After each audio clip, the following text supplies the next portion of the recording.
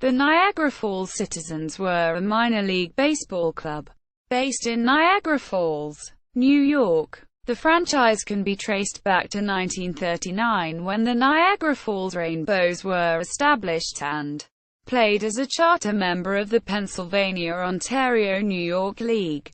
The team was affiliated with the Cleveland Indians in 1939.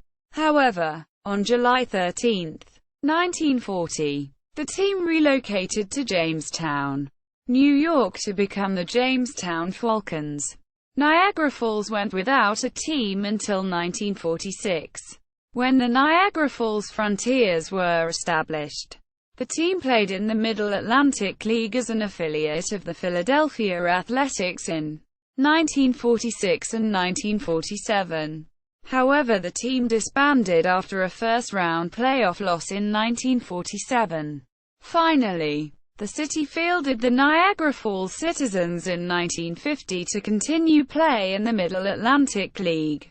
In 1951, the Citizens won the league's final title, before disbanding. Each of the Niagara Falls teams played their home games at Salmally Stadium.